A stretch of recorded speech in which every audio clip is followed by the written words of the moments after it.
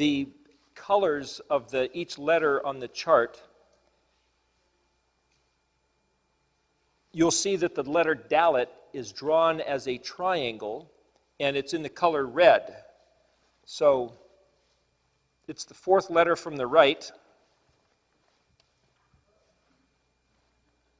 If it can hold still long enough, it's this letter right here, the red triangle.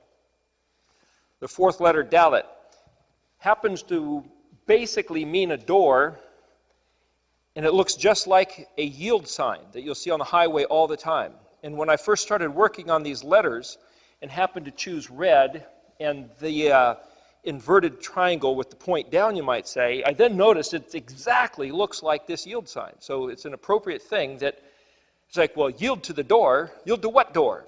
Well, that's what this whole talk is about. Of course, if you know the verse in the Brit Hadashah, the New Testament, where Yeshua said, I am the door, then you could say, well, every time you see this yield sign on the freeway, if you recognize that as being the DALET and that being the sent one, we should yield to him, yield to his words, yield to the information or the proposition that he came to give us. And so once you associate the pictograms or the icons or the shapes or the what otherwise might be called thematic logograms of each letter, at least for me, every time now I see this yield sign, I'm reminded that I should yield to what was brought to us by the Gimel. And the reason why Yahweh said to wear zitziot threads with the blue thread was that every time we'd see that blue thread, we'd remember, I better keep his instructions. So the purpose of these things is to continually remind ourselves to do what the Creator said to do. And the reason I'm saying all this as an intro to the DALET is that's at the heart of what this is about. Remembering what he said. So, Jamie happened to mention there about the inverted noons. Now, if you read it as simply history, you say, okay, well, this is just a matter of narrative. This is what happened.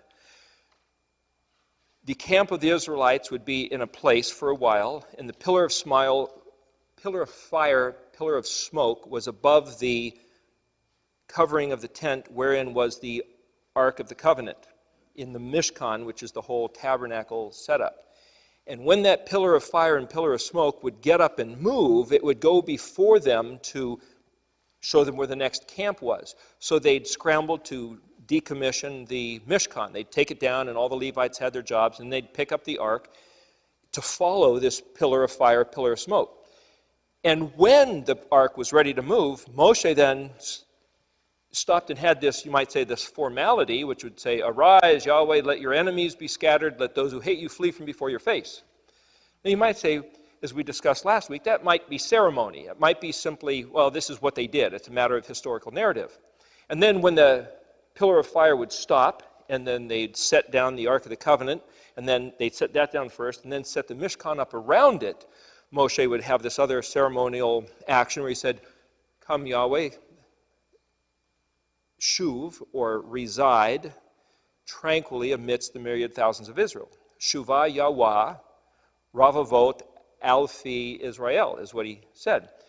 And so you think, okay, again, is that a formality? Well, if you look closely at how to translate those words, what I was proposing last week with the Gimel was that everything functions as a boomerang concept. And that these two things Moshe said, which are considered to be the heart or the essence or the center of the entire Torah, which is the foundation of the entire Scripture, which is the basis of everything Yeshua said, which was the thing that every prophet told Israel to go back and regard, which is the thing that then every epistle in the New Testament was encouraging the believers to trust and go back to and found their life on the reality of it, was actually, you might say, the center, the bullseye of what Israel had to expect from their perks, their benefits of the covenant, was in these two verses. It's not just a narrative, but if you don't know how to read it, you read it as simply a narrative, and you've missed the substance, the essence, the reality. It's like, well, what good does it do for me? Well, it's in there, and so here's the concept. Yahweh, all through the scriptures, has said, the way you treat my words is what's going to happen to you. If you regard my words, you get the blessing, and if you disregard my words, you get the curse. Fundamentally, that's what the covenant's all about. And you could say, well, what is the blessing? Well, you could read the Abrahamic covenant, and you could say, oh, well, Abraham and his descendants get the land. And you could read the covenant with Noah and say, well, Yahweh's not going to flood the earth anymore. But in a real practical sense, these two verses are the heart of what the benefit is for getting the covenant, which is to say, the noons are inverted, and they look like brackets, especially the modern noons, which are shaped like a square bracket. And if you turn them upside down or backwards, and you say, well, you write them in Paleo, they look like a lightning bolt, and if you flip that around it, maybe it doesn't have the same effect. But to invert something is to turn it upside down and to make it not work, to disarrange it. And it's like, well, what significance is it a noon? Was it an arbitrary letter that they put around this?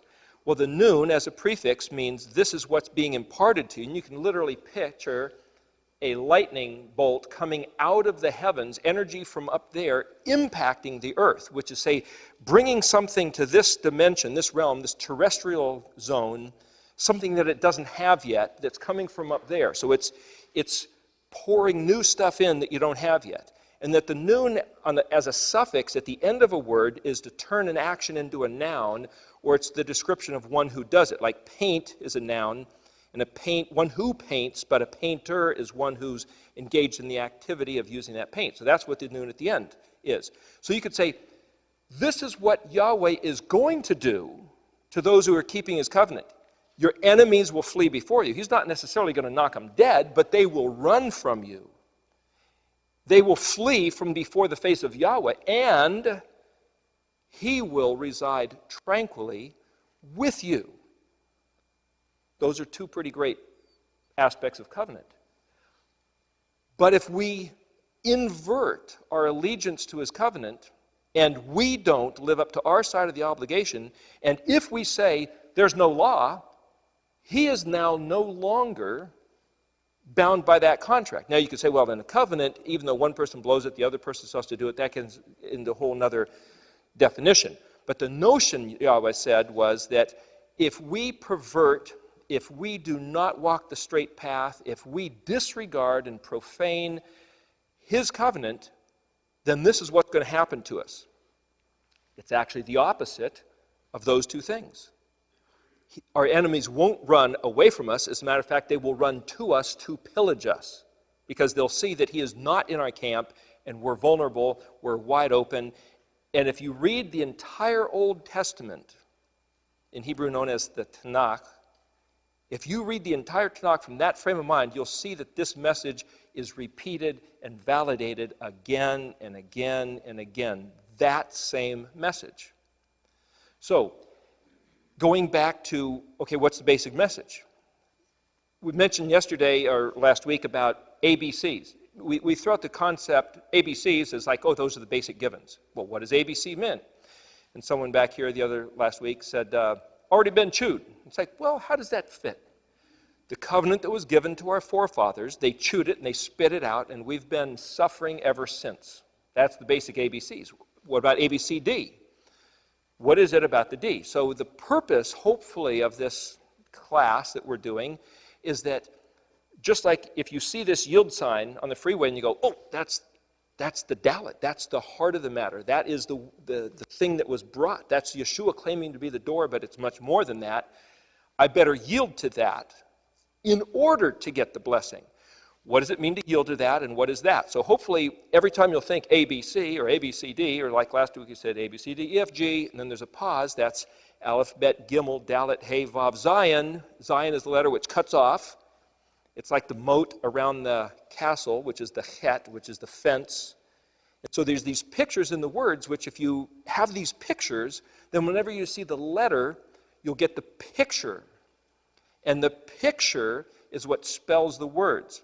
So in the Impressionist art movement in France in like the 1800s, 1700s, 1800s, I believe, there was a guy named Ceremonial, and he did a real famous painting. He did many of them, but one in particular is a pretty big mural, and it was a lot of little dots, like pixels. And it was a picture of some people standing by the edge of a lake in a park in the afternoon. And the way he captured the light and all was such that you stand back and you see a photograph of this picture, and it looks beautiful. It looks like a nice painting. It's kind of strange. But if you look close, it's just a bunch of dots. And you can't see the picture if you look real close. You just see dots. It's the same way computers and televisions are made these days, with just pixels, with dots. Words are spelled with the pixels of the letters. And sentences are written with the pixels of the words. And so what I'm trying to present to you is an illiterate mechanism of how to read Hebrew through this mechanism of deciphering the pixels used letter by letter, and then 2 letters by 2 letters, and thus spelling words and spelling concepts. So when Jamie read the alternative translation of what's in between the inverted nuns, it says in quite a few words, who are the enemies of Yahweh? Those who have chosen to despise his ways. Those who have stirred up within their heart a basic antagonism, controversy, animosity, and hatred. And that same word, which is translated as simply enemy, literally you can read it as my grudge against you and your grudge against me. So people who look at Yahweh and say, I've got a grudge against him, and they might list out what that is. Well, all through the scriptures, he says what his grudge is against his people. And so it's not so much to think, well, enemies, those are those bad guys, those other guys, though, and then you fill in your favorite political party or religious orientation or the way that certain people behave or the color of their skin. Those aren't the enemies. The enemy is the people that harbor the grudge against Yahweh's ways. And so you could say, well, what are his ways? What are these ways, otherwise known, if you look all through the scriptures, as commandments, ordinances, statutes, judgments? So a couple years ago, I thought, well, there's all these big words. What exactly is the bottom line here? What's it all about? So you got these chok, that's the word for commandment. Well, and all this has to do with the DALET. We'll get to that, and I want to show you how this is all actually describing what the DALET is. To go up here on stage again, the letter het, this letter here, is literally the fence of the Mishkan. And then the letter kuf here, our letter Q, it has the round part and the vertical straight part, is kind of like a picture of the pillar of fire, pillar of smoke. It's also a picture of an exclamation point, which would be the center line, and a question mark, which is the big round part. The big round part is like billowing smoke, and a emphatic exclamation point, like a pillar of fire, like bang, right there. And so the dot at the bottom of a question mark and an exclamation point is actually what was under the pillar of fire, pillar of smoke, which was actually the Ark of the Covenant, and inside the Ark of the Covenant was the 10 commandments, or the 10 debarim, which is actually the word for matter or thing, that were written on the tables of stone with the finger of Elohim. So you could say, what's at the dot or the bullet point under the question mark and exclamation point is what's in the 10 commandments. We could say, okay, well, is the major issue then the 10 commandments, or is it what the 10 commandments express? So when you say the word chok, or commandment, it means het. It's spelled het kuf. But if you see, it's like, well, wait a minute. As a picture, not just a word chok, that's kind of hokey. You might say, it's like, who cares about that? The law's been done away with. But the chok is the pillar of fire and pillar of smoke over the Mishkan, which was the presence of the Shekinah, the neighboring, the dwelling of Yahweh with his people.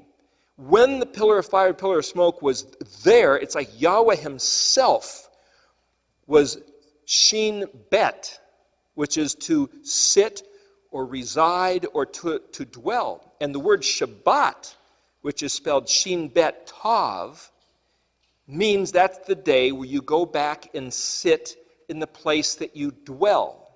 Instead of going up and going to work and dealing with somebody else's concerns, you come home to your place where you reside with your neighborhood, you might say. I'm trying to show you that in the spelling of the words are the matters that the words concern themselves with. That's the heart of this whole study. That if you look at the spelling of the words and diagnose or decrypt what each letter means, and then also each pair of letters, which is where the dictionary comes in, you can see what the substance of each word is all about. Hence, looking at it from an illiterate perspective. You're looking at pictures. You're putting together pixels that if you look close and put the pixels together, then you step back and look at it and you can see the image. But if you're trying to read literately, you have to memorize the language, memorize the rules of grammar, memorize the phonetics. And so someone, for the record, has refined the more proper way to say the words that are in between the inverted nuns. And so they recorded it, and it's a nice little song. I'm not against that at all. I am simply looking at the spelling of the letters, struggling to sound them out phonetically, and you could say, well, it doesn't match the modern Hebrew writing. Well, the modern Hebrew writing with the vowel points apparently is a Masoretic scribe from the Middle Ages. They put these vowel points so that to lock in the proper way to read a word. The point is, what I found, and you can see this using the dictionary, is that there's sometimes a dozen, sometimes 3 or 4 different ways to pronounce the same word with the same few letters. And the question is, how do you know if the original writing had no vowel points written in the Paleo-Hebrew? How do you know the right way to pronounce that word? How do you know which word was intended? Now, if someone were to say, well, we know because it was handed down from father to son, from mouth to mouth, and so there's a certain way, and that's the way, and that's the prescribed, literate, technical, proper way to read this, and anybody who butchers it and pollutes it and scrambles up the phonetics has no business teaching this stuff. Those voices are out there. But what I have also heard was that really nobody knows how to actually express the original Paleo-Hebrew. They just don't know. But some authority has arisen that says, this is the way we pronounce it. Well, then we're not part of that we.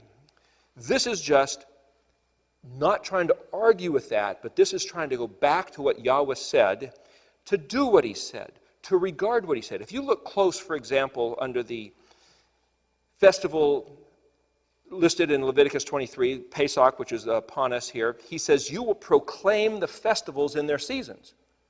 Did he say, you better make sure to exactly do everything and offer the sacrifices exactly appropriate and make sure it's at the right day and the right hour and everything else? It's like, well, that's what you try to do. But he said, your obligation is to proclaim the festival. Now, if you stumble about trying to do it, and somebody's on this calendar and that calendar and this evening and that evening and this food, do you have lamb or do you not have lamb? Do you buy the lamb at the butcher or do you butcher your own or do you not have any lamb at all? It's like, it gets really confusing and really tangled, but he didn't say that we should beat each other up about that. He said proclaim the festivals in their seasons. And in our regard to observe them is simply for the regard of doing what he said to be pleasing to him and fulfill his desire for his people. And that as you regard these things, it changes your consciousness and it changes your heart. So the interesting thing about het kuf, the word chok, which is translated as commandment, which we're happy to be done away with as 21st century, and when I say Christian believers, I'm talking about 2,000 years of at least 2,000 different denominations, and you've got various Orthodox structures, you've got the Catholic structure, you've got all these Protestant structures. When I say Christian, I'm not trying to single out any group, I'm talking about a consciousness. And remember, the Christians historically have all been at each other's throats to kill each other with many wars across the globe. So when I say the word, I'm not invoking any one party line. I'm saying the general notion, Christianity at large, has perpetuated the notion that when when the Savior died on the cross, the law was done away with. And the word law can mean Torah, or it can be this word chok. And what I'm trying to show is that if you look back at the Hebrew concept, that the Mishkan fence, which is the light in the darkness, the white linen fence that separated out, like the concept of let there be light in the midst of darkness on day one, and like Pesach, which was Yahweh saying, I will be your Elohim, you will be my people, and this big white fence represents my kingdom compared to the darkness of being in the wilderness of slavery in Egypt, which was miserable. The word Mitzrayim sounds English word like miseries, which is why on the chart it says that word. They were miserable in Egypt in tyrannical servitude to despots who said, this is what you will do, this is what you will not do, and it's our lording over you. And Yahweh said, I will remove you from that house of bondage, that slavery, but I will be your master.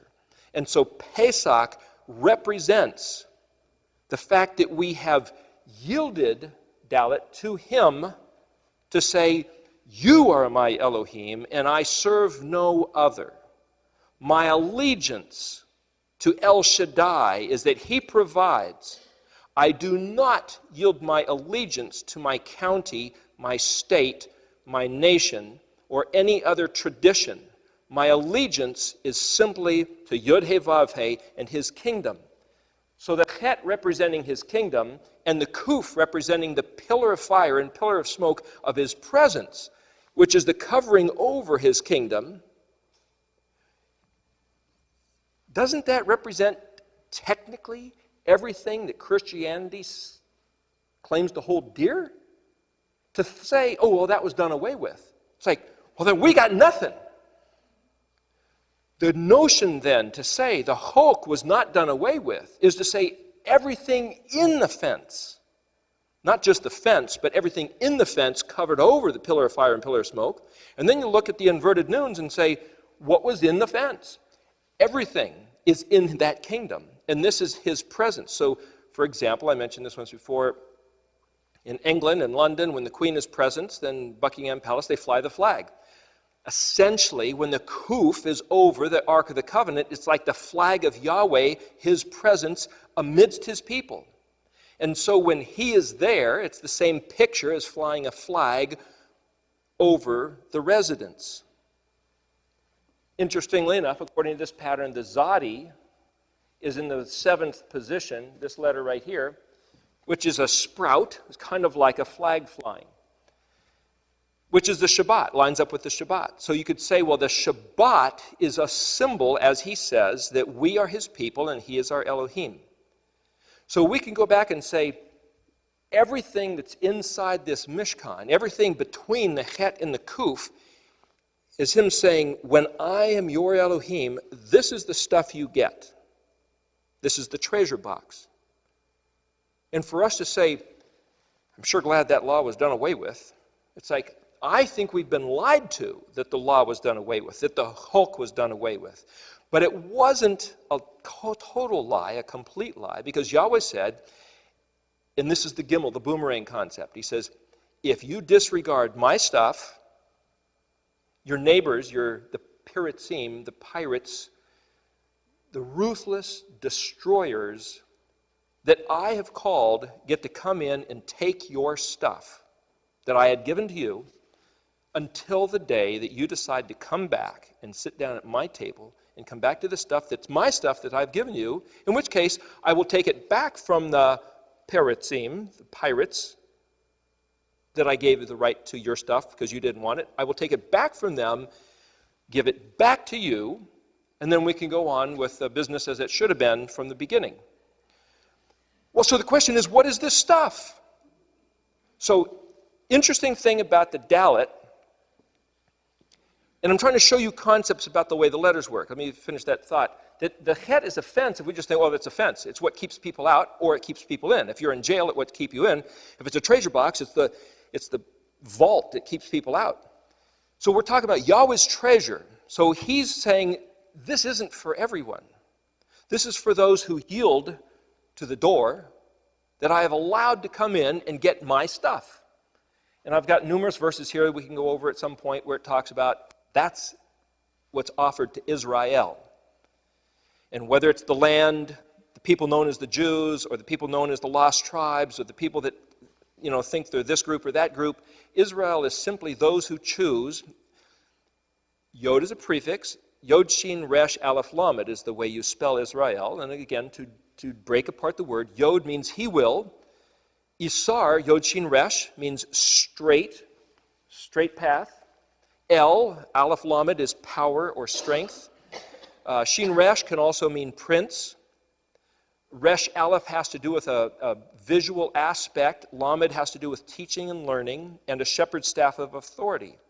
So you could say, if you put all those together, plus Jeff Benner has this process where he broke down the word, and he basically compiles it down to he who turns the head of El. So you could say, well, if you were the mother of a baby, and you were in a nursery, and all of a sudden you heard this one voice, and so, oh, that's mine, and you regard that voice, because you can distinguish the voice of your own baby compared to anybody else's, and you go, oh, that's what Yahweh does with Israel. And there's verses that we can talk about which substantiate that.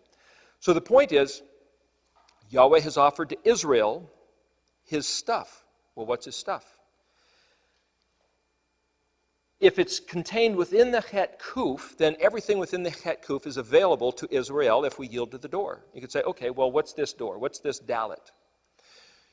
In each letter, as we've said before and what's on the chart, is every other letter.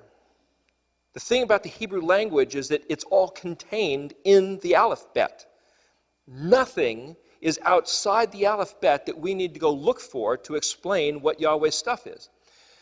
Rabbi Hirsch did some writings, and someone else, I forget the name of the author, but they compiled his writings and have an etymological dictionary. It's quite a bit smaller than this one by Ernest Klein, and it's a blue cover. And if you read the foreword, Rabbi Hirsch's comment was, Hebrew is so self-contained, you don't have to look at any other languages to find out what the Hebrew words mean. It's all by context of use.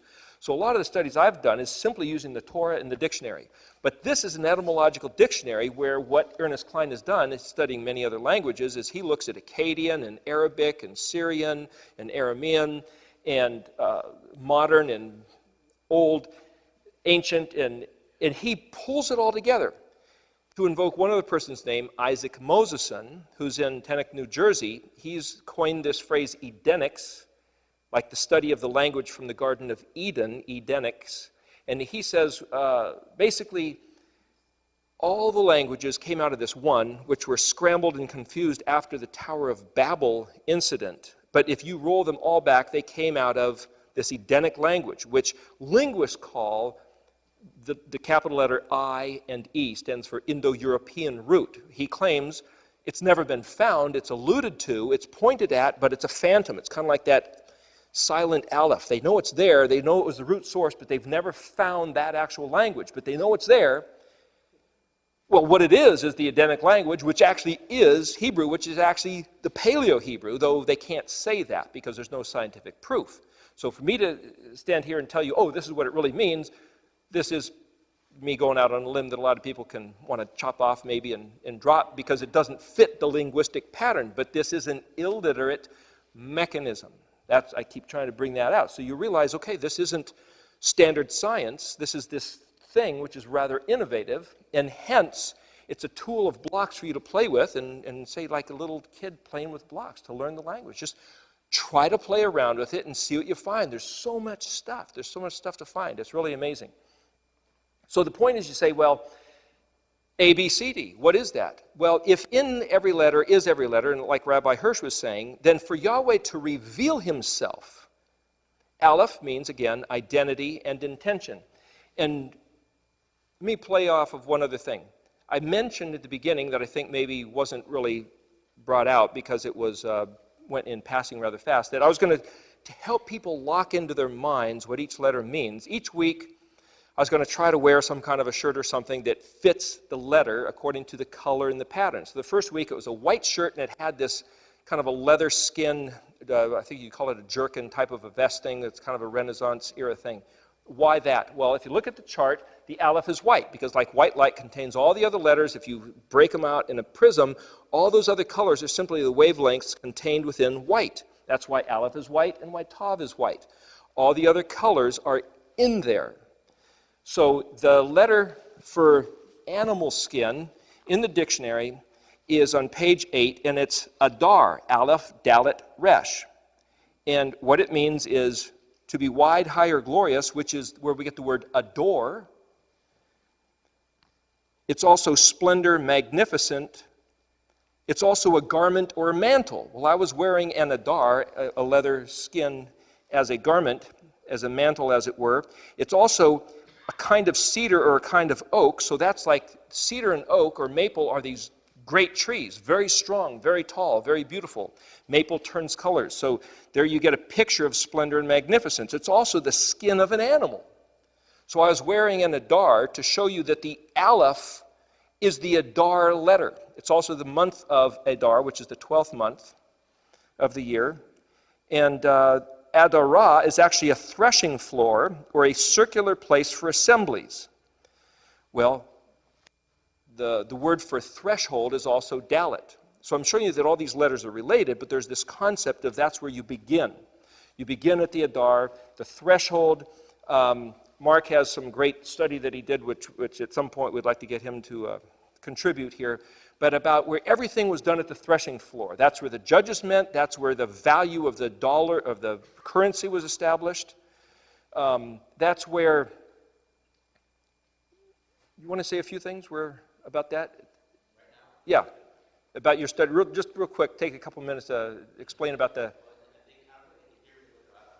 Want to come up? Because rather than put words in your mouth, he just did this great thing, and I think people would appreciate it, because it has to do with the Alef compared to the Dalet, or the Alef of the Dalet, you might say. The yellow mic. Here you go. So I don't know You're on the spot. I know I just pulled you out of the air. Here, but go ahead. Well, threshold concepts of the Dalet. threshold concept. The first time the threshold is mentioned in Scripture is when the Levite priest goes after his concubine. You probably remember the story. And the men in the city, he lets her go, and the men in the city have their way with the woman. And he comes to leave in the morning, and she is discovered on the threshold with her hands on the threshold. And that's what kind of started the whole thing. And, Yahweh just says, check this out. Okay? So I started studying the threshold, and everything happens at the threshold. Not only death, life, covenant, not only in the past, but in the future. When Jephthah, he went and made the oath saying the next person that crosses that threshold, I'll sacrifice. You remember, he sacrificed his daughter. Remember that oath? Because he won the war. And even in, I ask people, hey, how about the threshold covenant? Everybody's heard about the threshold covenant, right? No, what's that? Well, you ever heard about carrying your bride over the threshold? Right? And so what does he do? He carries his bride over the threshold, and he goes and he consummates the marriage, right? He consummates, and then what happens is they have the issue of blood. Job says that the woman's womb is her door.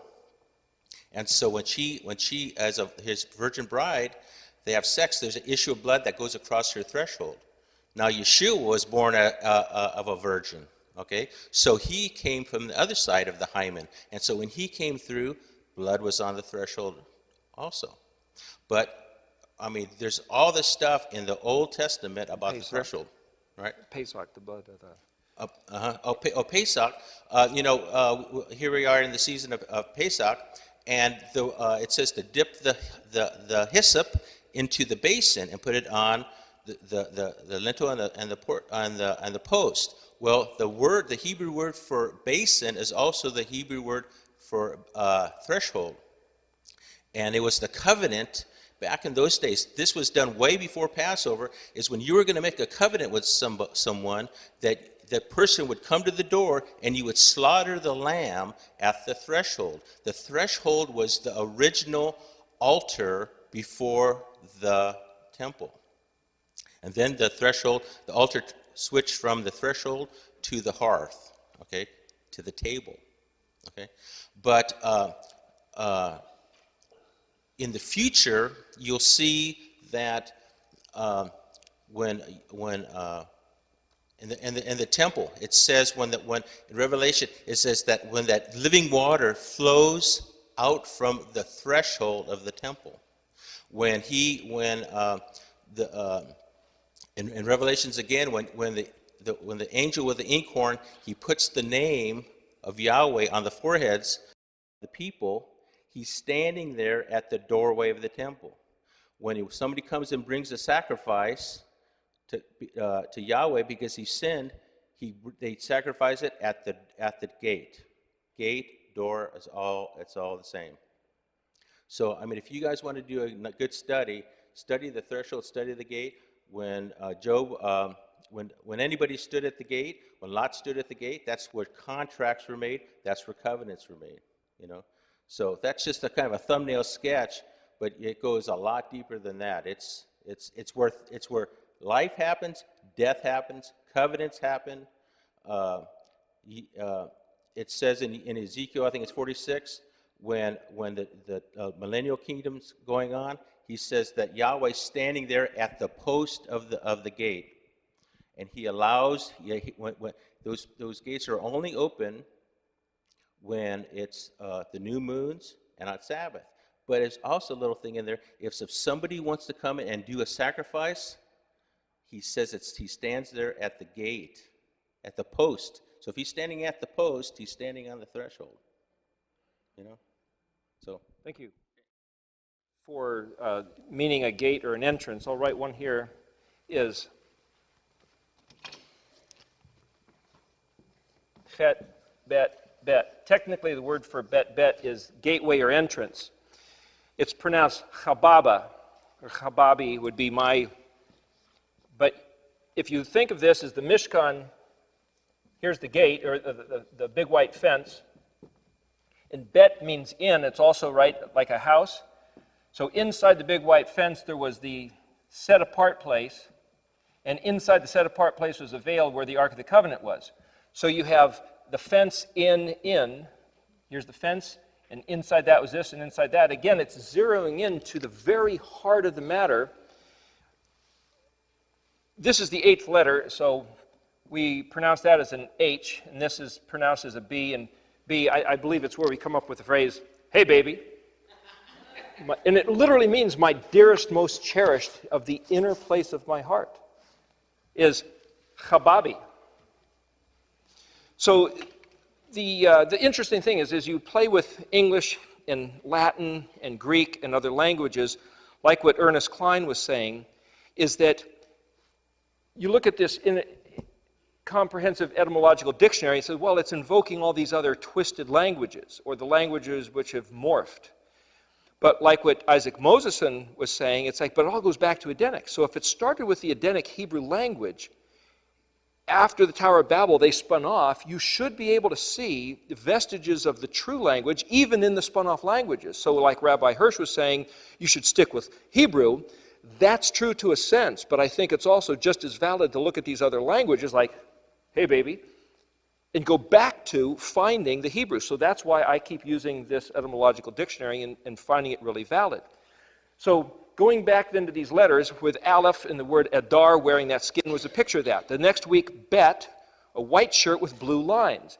And it's like, well, Bet is the Alef expressed in substance, and the blue lines are like the color blue. Bet is the blue letter up there, where Yahweh materialized his plan. And he said, wear a blue thread, a zitziot thread, to remember that I'm the guy who invented this place, determined the rules, the chok, delineated them, told you to wear the blue thread, so I was wearing a white shirt with blue threads, which was like, remember, he's the guy who made this place and told us how it works. Last week, the gimel, purple, is, you might say, like royal decrees. And so the idea that the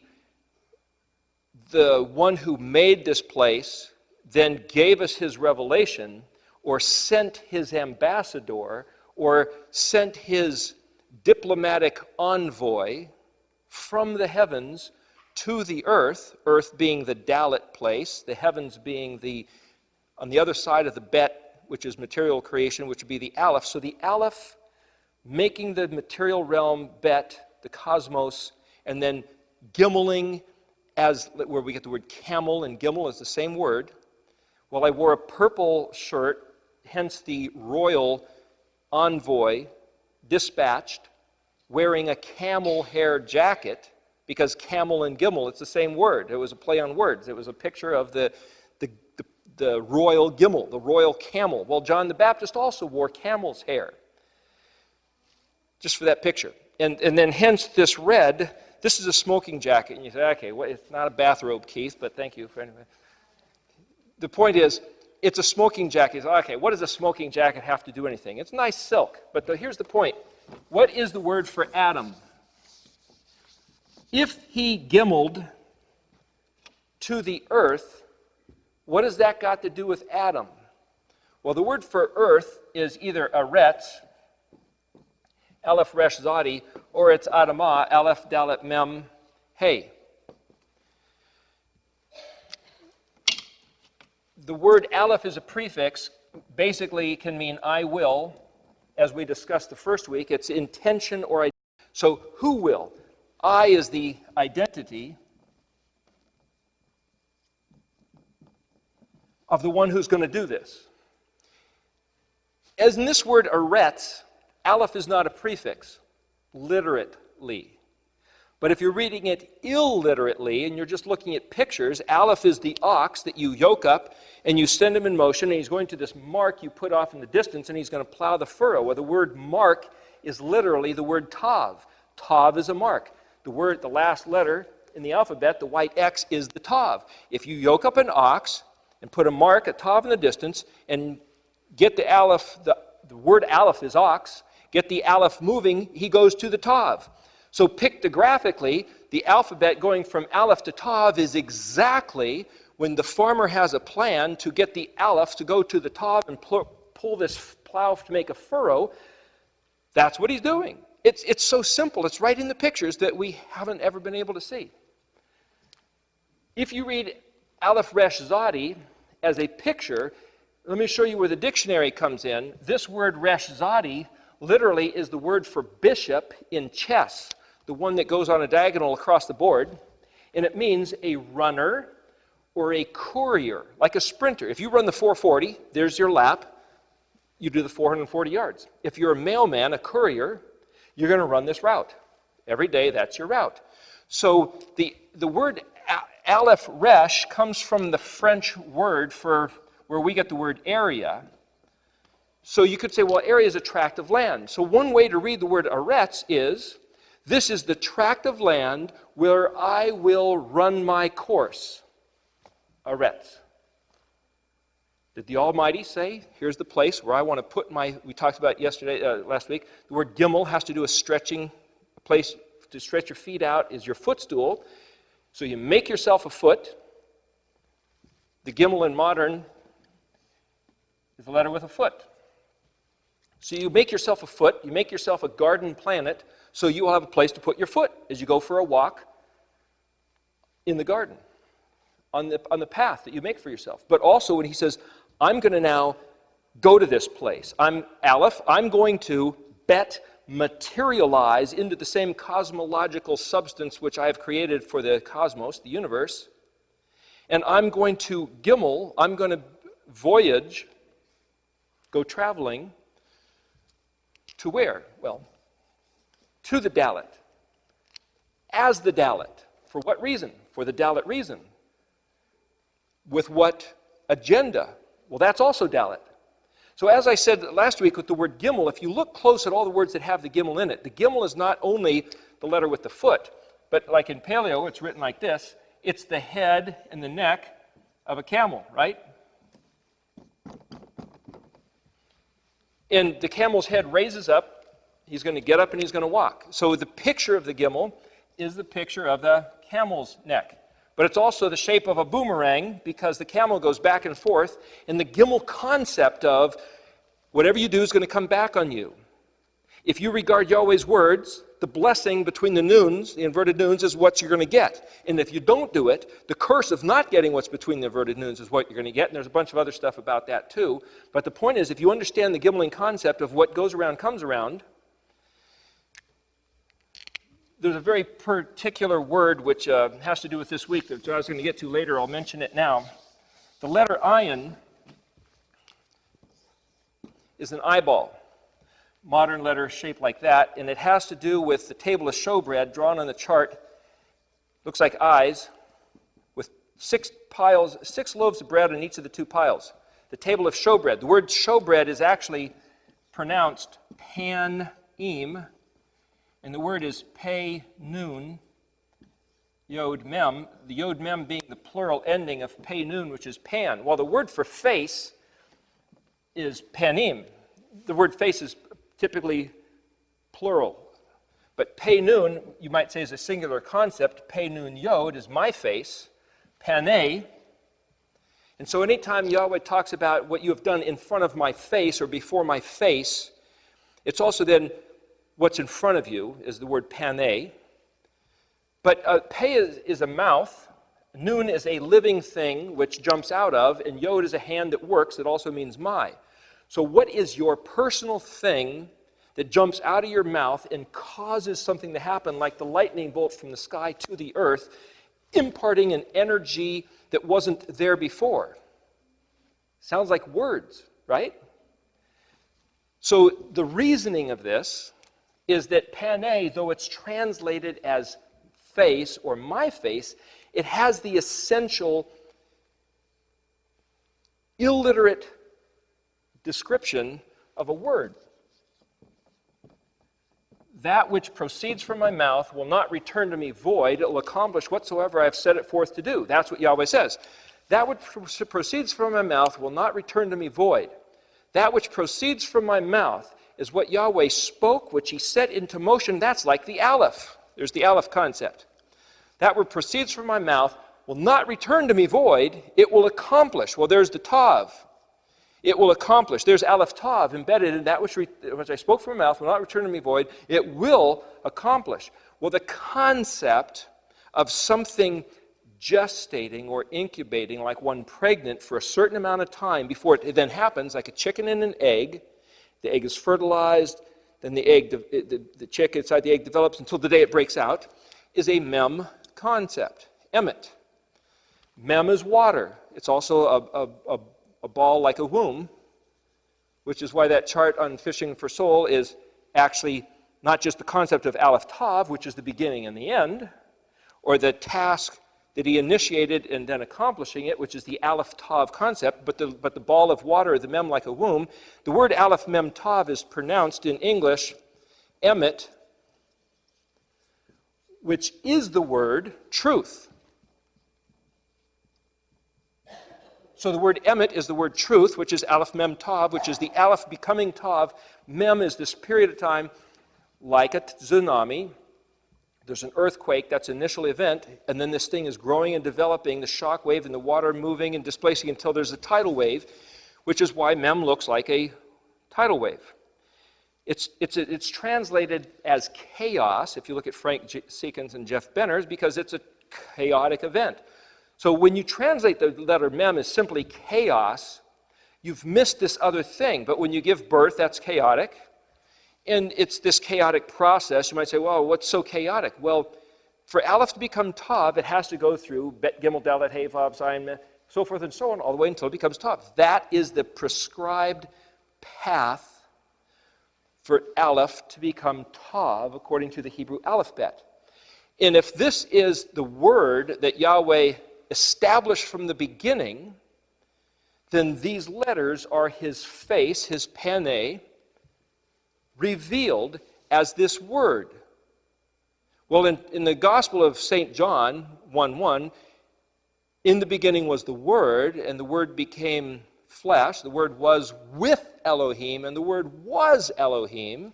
The Word became flesh and dwelt among us. It's like, how can it be with him and yet be him and yet became flesh? So right there is a huge distinction between what is called Christianity, what is called Judaism, and what might be called something else where they say we're not going to believe in all these multiple deities. There's a mystery there that most people can't explain. Let me show you how it's explained according to this. We talked about this previously. The Ein Sof means without limit. Okay, how do you define the one without limit? You can't. Soon as you say what he is, you've established a limit, which means you haven't defined him. You've said what he's not. So you can't say what he is without saying what he's not, because what he's not is don't say anything. You've just defined the one without a limit, right? It's counterintuitive. It's an oxymoron. You can't do it, right? It's a setup as this riddle which is unbreakable. He himself, though, gave us these limits by which he determined we should apprehend or comprehend or engage him. What are those limits? They're not unlimited, they're limited. But he gave us these limits which collectively are his personal reference. And they happen to be these 22 letters. As a matter of fact, when you look back at in Exodus, I think it's Exodus chapter 4, he said very specifically, he said, when you heard me speak to you and give you my ways, my hokim, my stuff, my commandments, you did not see an image. You did not see a male or female, nor did you see any creature of the heavens or under the earth or any creeping thing. No image. You heard a voice. Look back and read it. Now, if we get out of a Christological, Greco-Roman, English-American 21st century mindset and try to go back to what he actually said, we will read the scriptures differently. He gave us no image. What he gave us was words. Why did he choose words? He also says in the New Testament, in another place, he said he chose the foolishness of preaching to be the vehicle by which his seed, his word, would be transferred from generation to generation. The word for generation is dor, DALET resh. You can also look up in the Red Dictionary under DALET vav resh. And the word dor lador is DALET resh lamed DALET resh. So it's DALET resh lamed DALET resh. Dor lador is just generation to generation. I don't know if we'll have time to get into that, but you can pick that apart and see what he's saying by picking apart the letters. Okay, so the point is, the word eretz is, I will come to this area. If you look at these words, you'll see what he's trying to do, and if he is actually describing his face that we should regard in these letters, then if you want to see him, you don't look at an image, you look at his words. And then you look at this word for Adam. Well, the word earth can be Adamah, but the word Adam is Alef, Dalet, Mem. Again, Alef as a prefix can be I will, or this is who I'm going to be, or this is what I'm going to do, or I have decided, I've determined to do this.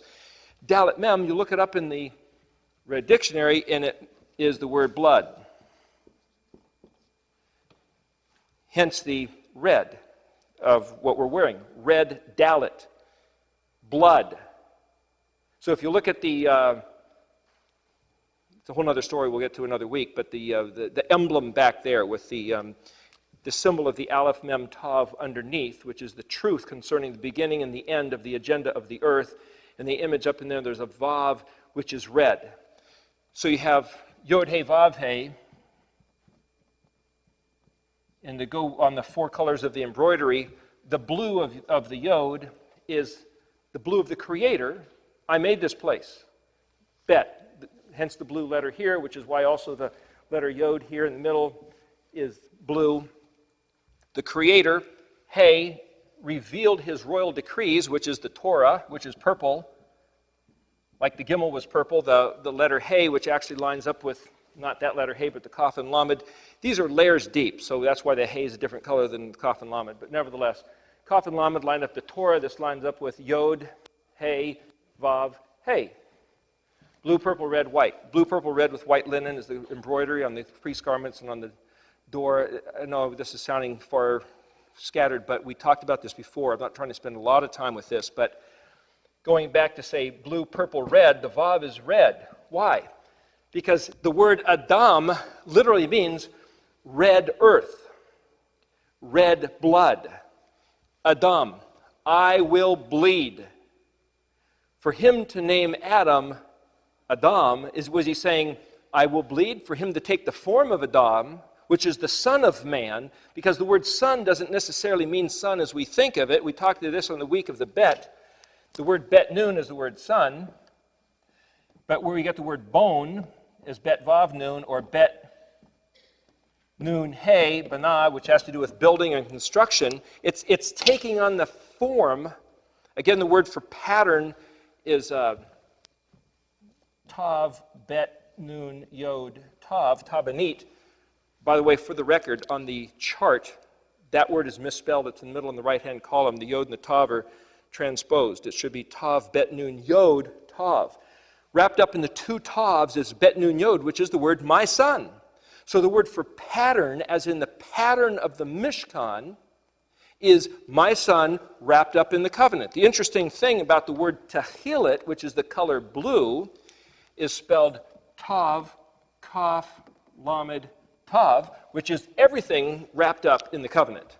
Kaf Lamed is the word kal, which is all. So everything's wrapped up in the covenant is the color blue, which is the color tehilet, and there's a song someone did, the color of your people Israel. It's the color of the blue thread. I'm jumping around to tie these in like we did with the Alef week. We're showing you like the banyan tree where everything's connected. So I'm trying to give you these concepts. I will bleed. But the word Alef, DALET, also is vapor or mist.